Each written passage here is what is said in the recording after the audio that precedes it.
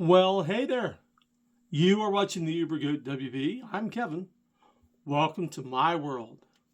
Real stories are riding shotgun, good vibes are taking the wheel, and you never really know what's right around the corner.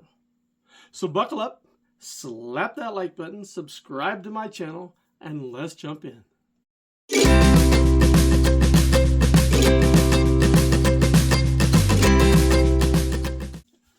Today's video, some people would call it a goat story. I'm not doing this to pat myself on the back.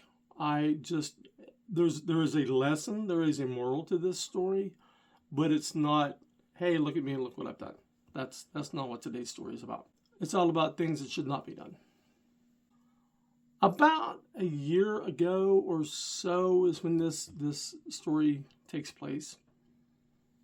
It's about 3 o'clock in the morning. I'm still driving. I get a request. I take the request. I'm going down the main street of town, and there's very few people out, maybe 10 at tops, and I only see 1 or 2 other cars. I pull up to this vape shop. Guy comes walking out. He says, "Are you Kevin?" "Yep, that's me." "Hang on, let me go get her."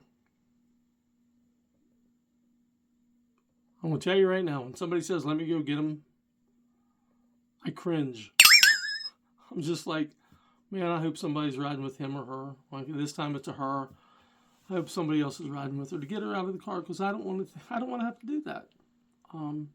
It's not what I signed up to do, and I don't want to do it. I mean, I will if I have to, but I don't want to. He brings her out, and he's assisting her very heavily in the fact that she looks like if he's not helping to hold her up, she's going to fall. He gets her to the car. He opens the door for her. He has to help her get in. Hands her her phone and says, "This nice man is going to take you home." And I said, No, somebody needs to ride with her. He said, "She's alone, and I'm the manager of this shop. I can't leave." Great. Just great. All right, fine. Here we go. She's repeating the address. I said, "Yep." And I swipe, and sure enough, that's the address we're going to. I get up to where I'm dropping her off, and she's repeating the address. I said, "Yes, I know where we're going. I'm going to get you there." "Okay." I know the street. I don't know which way the numbers are. I pull up to where it seems reasonable place to be.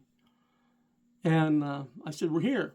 And she was repeating the address. I said, "Yep, we're here." Now, when I drop people off, I like to make sure if you're by yourself, I like to make sure that you get to your door.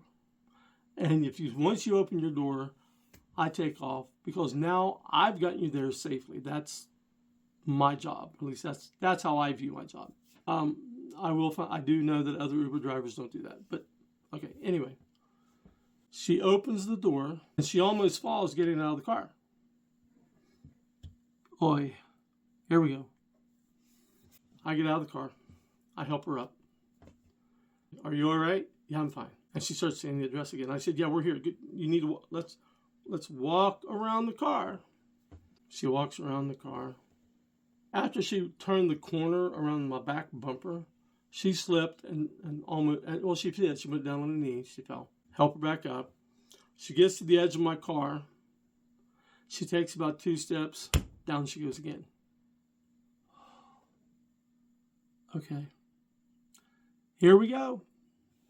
Help her back up. She's walking towards, there is a driveway that goes down a slope, an empty yard, and another house. I'm kind of in front of the empty yard. And she starts to walk down. She takes about a step down this sloped driveway. Down she goes again. Okay, I see what I'm going to have to do. So, she's kind of sitting but laying. She's got her hands behind her. I straddle her. I say, grab my neck. She reaches up, locks her fingers around my neck. I get her up, and I said, do you know which foot's your right foot? She wiggles a foot. Okay, take a step with that foot. So I take a step with my left foot to counter her right foot. Now left foot. So we're going down this sloped driveway. I can't even see where I'm going. I did not look ahead to see what are we going to run into. We get down. I bump into a car. I said, okay, let go of me and grab hold of the car. So she's leaning on the car. And I said, I'm not sure if we're at the right house or not. And she starts saying the address again. I said, I understand that. So let's say it was 113, empty lot, 117. And she's saying 115. Well, there is no 115 because that would be the empty lot, right? I mean, most people would think that. Whoever bought the house, the owner, must have torn down a house a long time ago and took 115 and put it back behind 113 and around the back of the house, bottom. Which means we've got to go down steps. Okay. Because I went to this house, I went to that house, and I finally realized, I said, we have to go down steps. Yeah, down the steps. Yeah, down the steps. Okay. Let's see, we've fallen, one, two, three. Fallen 3 times so far. Oh, I forgot to tell you. After I did all this, I go back. She's holding on to the car. She's on the ground. I have no idea what she was trying to do. But she fell, holding on to the car. Okay. Get her back up. Again, put your arms around my neck. We're going backwards. Somebody passing by probably thought that we were dancing. Probably. I don't know. It was a one-way street, and I was blocking the road, so nobody could go by. Anyway, we get to the steps. We've got to go down these steps. Okay. There's a handrail on one side. Hold on to the handrail. Put your other arm around my neck. So we are going down the steps. My arms are around her waist, and we're going down. And we get about 2 steps from the bottom, and she starts to slip. I hold on to her. She hangs onto the rail. She's almost choking me. She doesn't fall. Bottom step, she starts to go again. At that point, I said, okay, here's what we're going to do. I put my arms around her, under her legs, around her back. I lift her up, and I carry her to her door. I set her down, and she's leaning back against me, and it's a code that you have to punch in, and she's doing this, and she can't hit the code. What's the code? She tells me. I punch in the code. I hear it unlock. I open the doorknob, or grab the doorknob, open it, and I said, okay, here we are. She can't lift her foot to get in to her own apartment. I pick her up again. I carry her in. She says, put me in bed, and I lay her on her couch. Because I'm thinking, no way. No. I lay her on the couch. She says, am I in bed? I said, this is where you're sleeping tonight. You're at your place. You're home. Okay. And she rolls over. I walk out, make sure the door's locked. It is. I go back to my car, and I'm gone. The first thing that came to my mind is, where were her friends? If she got that passed out drunk, she wasn't passed out, but if she got that drunk, where are her friends?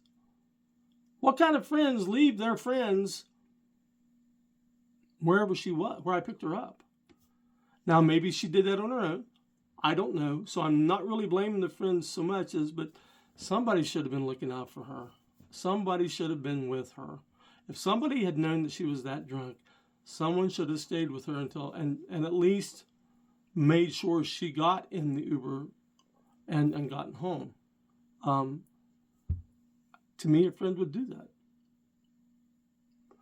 Second thing that I thought of, after I thought that, the second thing I thought of was, what if it hadn't been me that picked her up? What if it had been some weirdo that picked her up? And she was extremely vulnerable. You know, I'm not saying there are Uber drivers. We all know that there's some weird Uber drivers out there. We know that. People have called me weird, and that's fine. But there are people out there that you can't trust. There are people out there that would have taken advantage of her had they been in my situation. I can't tell you how worried I was, but how worried I was for her, but glad that it was me that picked her up, if that makes sense. Because you never know what another Uber driver might have done. You don't know. So the point of the story is, if you're going out with a friend and they're getting that drunk, somebody needs to stay with that person. Boy or girl, it doesn't matter. Somebody needs to stay with them to make sure they get home safely. I look at my responsibility as an Uber driver to get you home safely. But you need somebody else looking out for you, because I'm not always going to be the driver that's picking you up. Stay with your friends. It's a dangerous world out there, and I'm just glad I was able to help that girl when she needed help. That's my story for today. Thanks for watching. Don't forget to subscribe to my channel. Feel free to leave comments below. I do check for comments if anybody has a comment. Let me know what you would have done in that situation. You know, if you hadn't been able to pick her up, what would you have done? I would like to know that. Message me. Let me know. All right. Until next time, this is Kevin. Be safe out there.